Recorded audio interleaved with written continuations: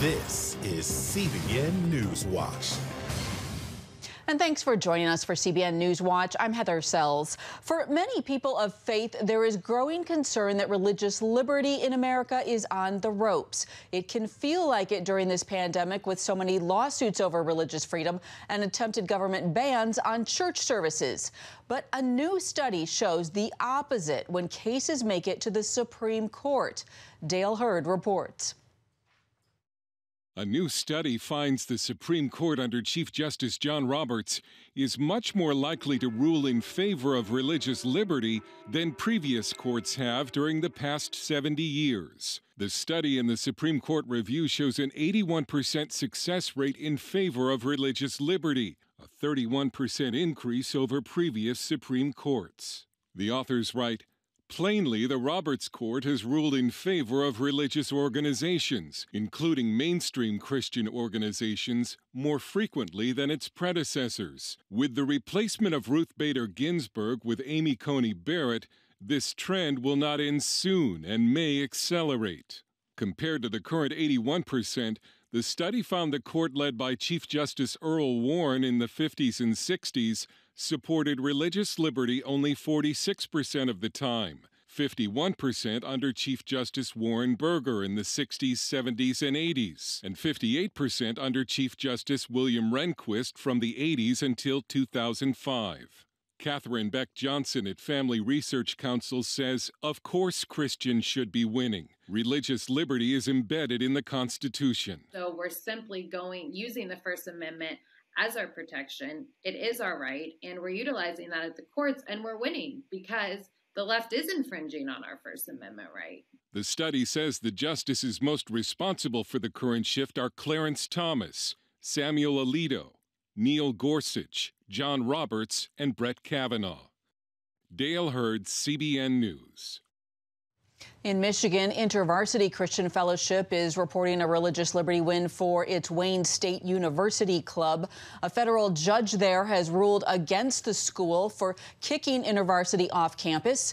Wayne State objected to the club wanting to select leaders who shared its Christian beliefs.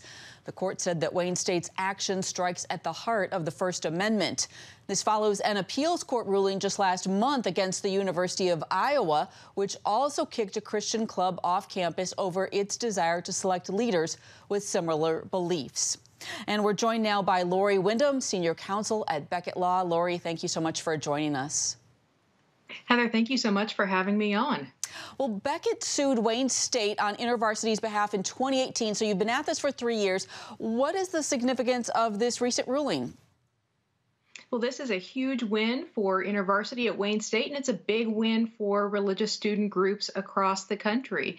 They asked for a very simple thing, something they'd actually been doing for 75 years, just that their leaders, who primarily lead Bible studies and prayer, would believe the same things that InterVarsity believes about the Bible and prayer.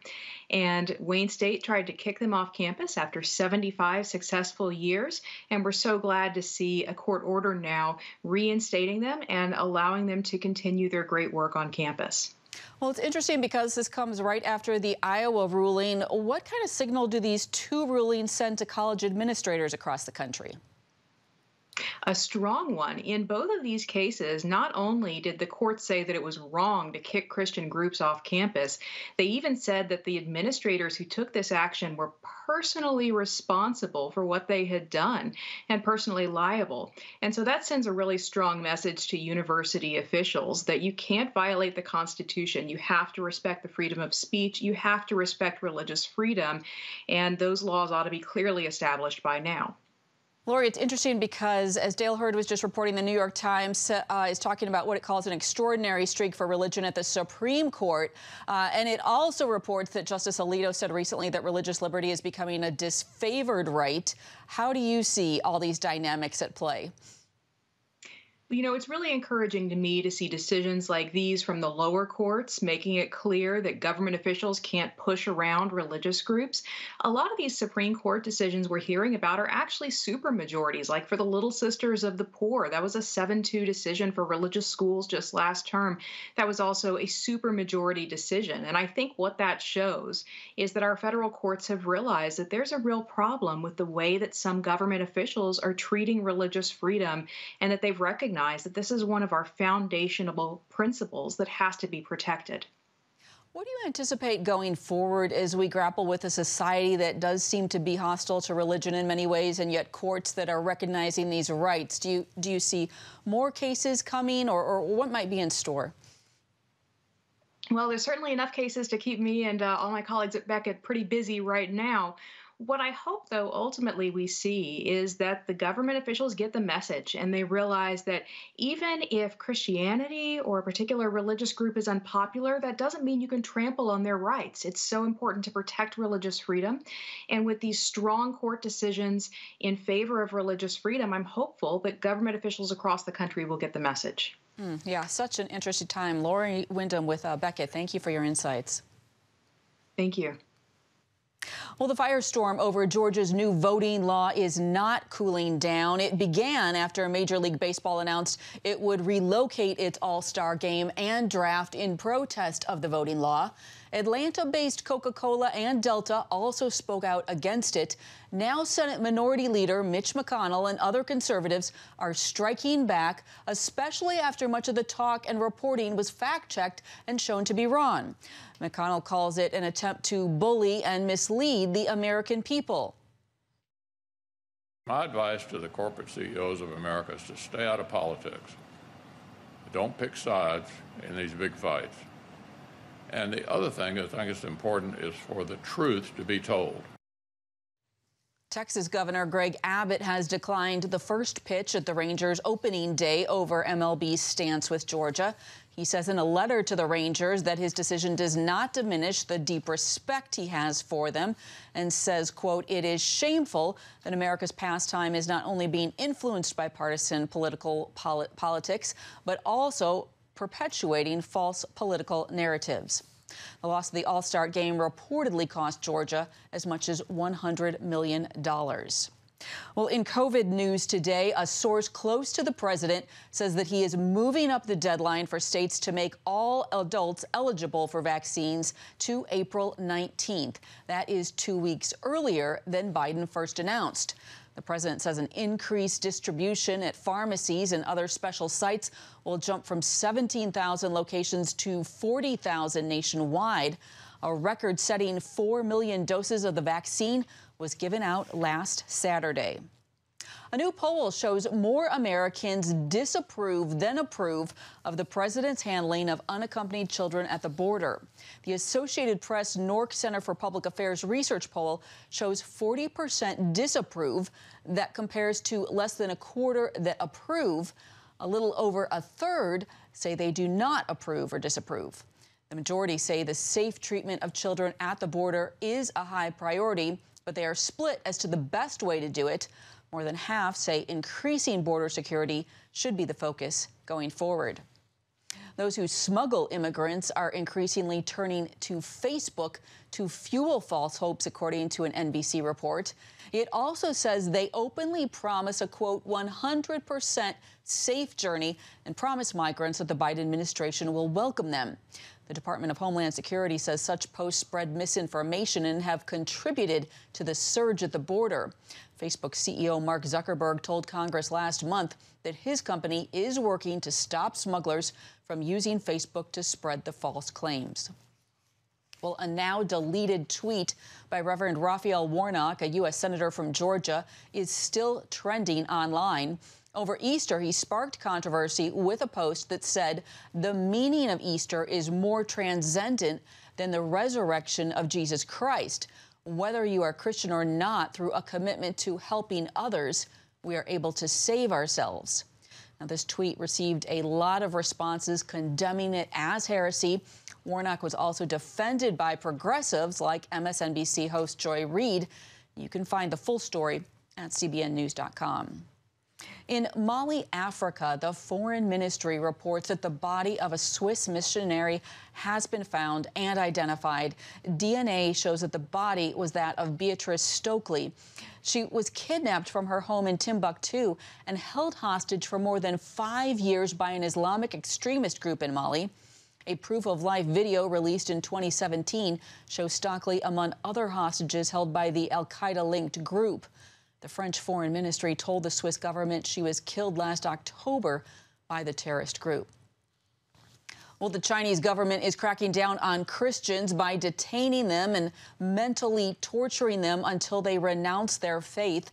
That is according to a new report by Radio Free Asia. Chinese authorities set up transformation facilities in basements to hold detainees and staff them with government officials. State security police frequently raid house churches and arrest Christians. They are told they have to accept the statement authorities prepare for them, or they will remain in detention. Franklin Graham says he is thankful for a big win in the United Kingdom over a discrimination case. It happened in 2018. Graham was planning a Festival of Hope in Lancashire with local churches. Ads for the event were bought for local buses that read "Time for Hope." But the local government took them down. Graham fought back with the lawsuit. The court ruled Christians and people of other faiths are entitled to protection and can publicly express their religious views. Graham posted his reaction saying, "We thank God for this ruling because it is a win for every Christian in the UK." Coming up, some myth busters when it comes to weight loss and exercise. Hey, if you're tired and exhausted all day, you can't think clearly, and you really just need a cup or even a pot of coffee to get through your day, then join me, Dr. Josh Axe, for this new series where I'm going to teach you how to transform your diet and use essential oils and supplements to get a better night's sleep. Wake up to your best life. Call 1-800-700-7000 to get your free DVD or booklet of Protect Your Sleep today. It's about the competition. I kind of put that pressure on myself, and I think people had expectations. It's about overcoming. We use this phrase all the time, keep chopping, keep practicing hard. It's about going the distance. I think as a father, it's my job, to lead, just be the best husband and father I can be. Watch Going the Distance with Sean Brown Saturday night at 7:30 on the CBN News Channel. Orphans Promise is committed to loving and serving at-risk children, to helping keep families together, and to creating opportunities for strong and sustainable communities around the world. We're working in over 60 countries around the world, and with your help, we can do even more. There's an old African proverb I love that says, "If you want to run fast, run alone. But if you want to run far, run together." At Orphans Promise, we want to run far so we can touch the lives of as many orphaned and vulnerable children as possible. But we don't want to go alone. We're out to change the world, one child, one family, one community at a time. Will you join us?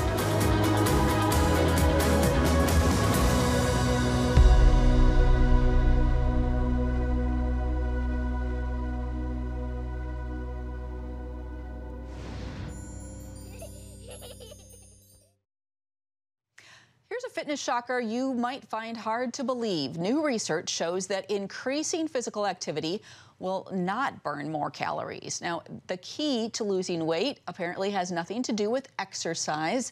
Medical reporter Lori Johnson has more on what the research says does work. Although exercise is essential for overall good health, it doesn't make us thin. This finding comes from years of research on cultures that endure enormous physical activity every day who don't have a lot to eat. A prime example would be the Hadza people living in Southeast Africa.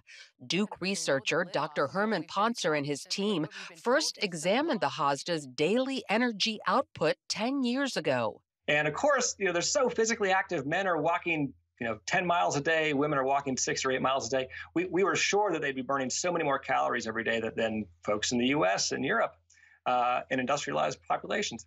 They were wrong. And instead, what we found is knocked our socks off was that actually, Hodza men and women who are incredibly physically active burn the same number of calories as we are here in the U.S. That number? On average, men burn around 3,000 calories a day. Women burn around 2,500 calories a day just by virtue of being a little bit smaller. In his book, Burn, Dr. Poncer lays out a number of studies on calorie output in different cultures over the last decade that all reached the same conclusion. What we find is that people who are really physically active are burning the same number of calories as people who are less active.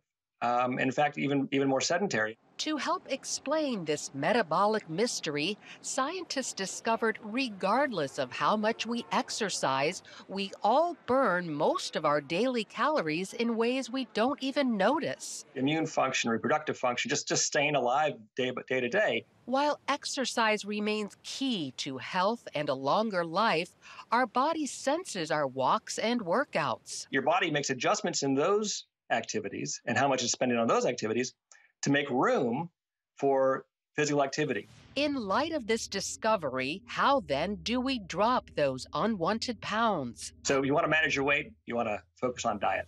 Scientists tell us our weight is the product of calories in versus calories out. Since the calories out part of the equation is fixed, we're left with managing the calories we take in. But counting them, that can be tricky. It's actually really hard to pay attention to your calories that you eat every day. You forget or you sort of misestimate how much you eat. It happens to everyone. Instead, weigh yourself and adjust your calorie intake based on whether your weight is up or down. The best way to reduce calories? Avoid processed foods. They're literally engineered for you to overconsume. The opposite of processed foods are whole foods that are low in calories and make you feel full.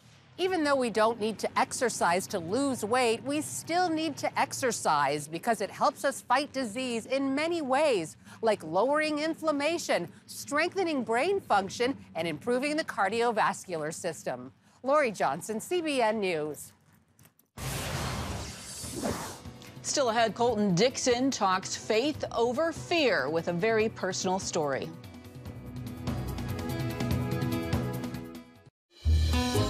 Daddy? Yeah, buddy? How many nickels are in a dollar? There are 20 nickels in a dollar. How do birds fly?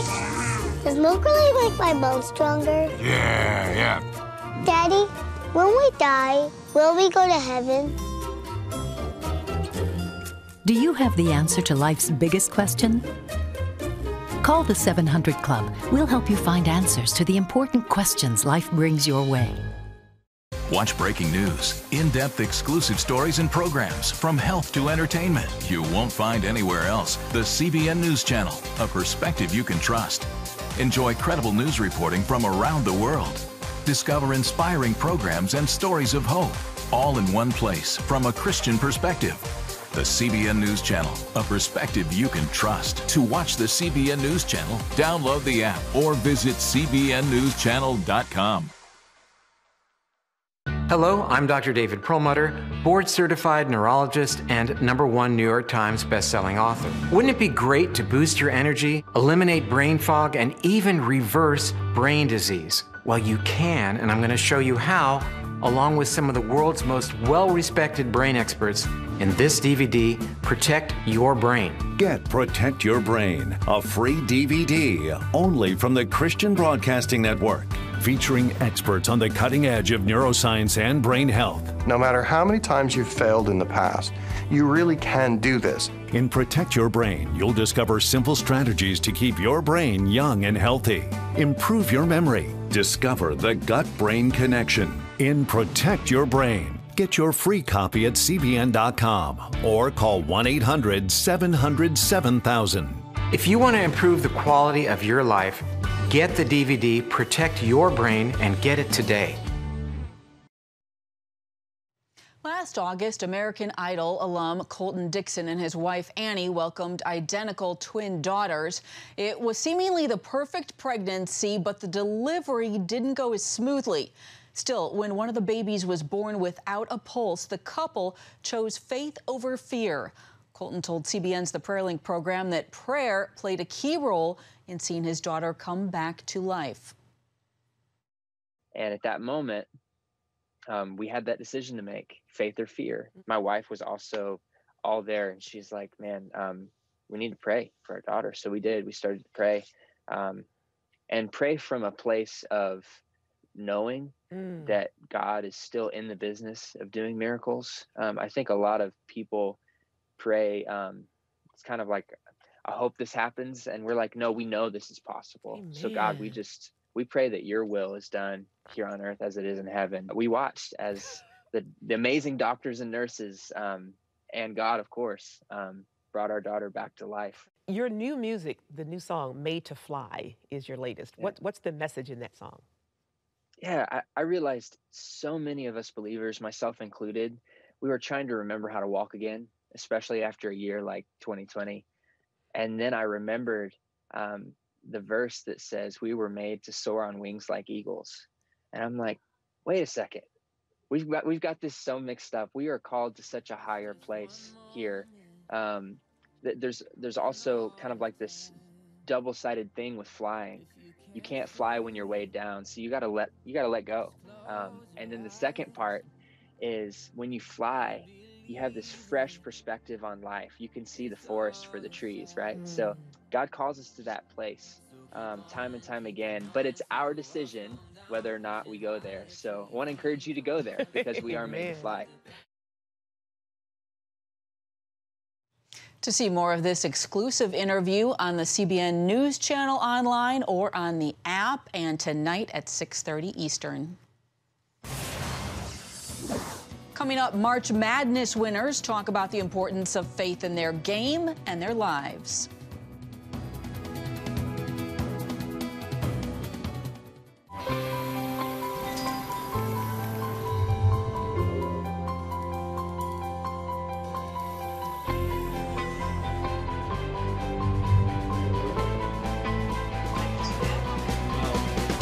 I am Region's first ROTC graduate student.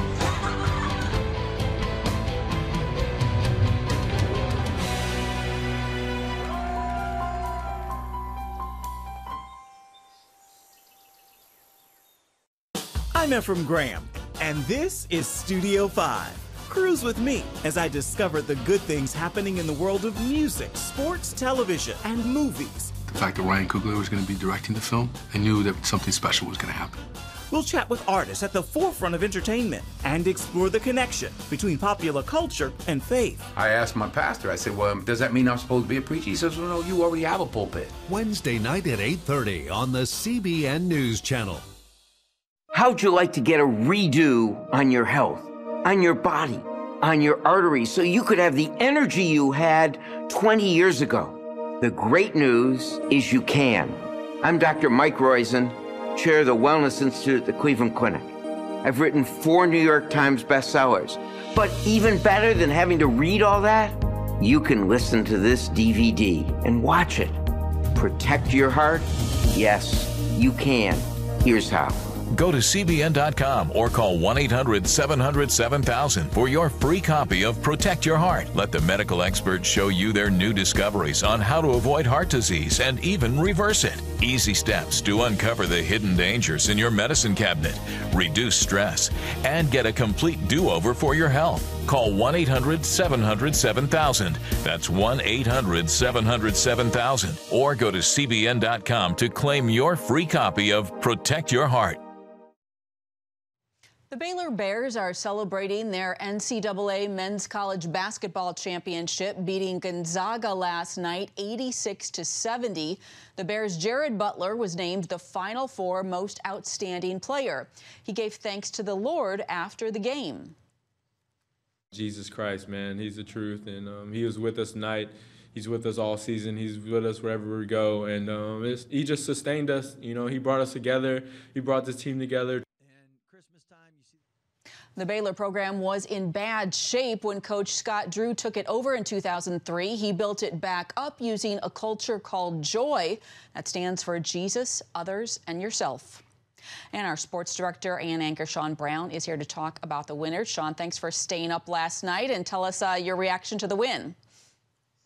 Hey, good afternoon, Heather. You know what? Who would have thought at the beginning of the tournament that the score, or first of all, Baylor and Gonzaga, first of all, Gonzaga being the #1 team in the country, we kind of figured they may make it, but the fact that they would be playing Baylor and then Baylor would go on to win 86-70 over Gonzaga. Who would have predicted that? Just a fantastic game. And I've been saying all tournament long, it's all about who shows up on game night. To win by such a margin, they just came out of the gate on fire. And then Gonzaga, they just could not get their groove going into the game. They made a good run in the second half there, but they just could not keep up, man. In the end, it's Baylor, all the way Baylor. Really a dramatic win. We'll also want to ask you about faith. You know, so fascinating this year, these Christian schools that, first of all, did well in the tournament. And then particularly for some of these individual players, it looks like they really have their own faith. Well, you know what? That's what I love about college basketball. And when you have programs like your Baylors that have a rooting of faith, even if a coach comes in and establishes a culture of joy, as Scott Drew established, you're playing for something bigger than yourself. And when you're playing for something bigger than yourself, it takes the focus off of you and all the things that you're able to do, not to do, your strengths, your weaknesses, and tells you, you know what, it's not just about me. It's about my teammates. It's about my school, my state, my city, or wherever you're playing. It's bigger than you and bringing glory to God. And that's what that's about. And Baylor has just a huge Christian population within their team. You got guys like Maceo Teague, of course, Jared Butler, Matthew Mayer, who on their Twitter accounts, you can follow their social media saying things like, this is Maceo Teague, who said, all glory goes to God in these situations. Win or lose, God still brings us here, and we're here for his glory. Jared Butler even teaches Sunday school to a group of elementary school students. Matthew Meyer, in Jesus' name I play. They understand that this is so much bigger than them. And it's not just Baylor, it's a lot of the teams that were in the tournament. And it's really, really good to see the character and leadership that these players have on the court and off the court. Yeah, especially during a really hard pandemic season. What can you tell us about the coaches and their faith and this whole concept of joy and the culture that Coach Drew built around that? Well, the joy of the Lord is our strength, you know, and to come in and say every coach has something that they stand on, something. For Scott Drew, obviously it's his faith. And he said, you know what, my thing is going to be joy. Because if the joy of the Lord is our strength, if we can say, you know what, we're going to enjoy this experience. That's been their theme through the entire tournament. They weren't shy about it. They said, look, it's all about enjoying playing with my teammates, enjoy learning and learning through the experience. We're not going to allow ourselves to be deterred by, COVID or we're not playing well at this moment. It's just continue to have fun, continue to do what we've been called to do. And that's really about just bringing, shining God's light of love for all of the fans, for everybody that's watching. It's all about love and playing for one another. And they got that. They understood that. And that's what's carried them through. Sean, just briefly, we know that one of the winners on the Stanford women's team also pointed to Christ. Tell us about her. Anna Wilson, Russell Wilson's younger sister. You know what? Pac-12 co-defensive player of the year. She tweets or has on her Twitter handle, it says Colossians 3:23, which says, whatever you do, do it heartily as unto the Lord, not for man. That's playing, or understand you're playing for more than just you. She gets it, had a key play in there, going left, going right against Ari McDonald to make sure that she didn't make that last shot. We're out of time, Sean, but thank you so much. I'm going to have to go back and look at some of these highlights. Appreciate your time, and thanks for joining us today. This is it for Newswatch. Have a great day.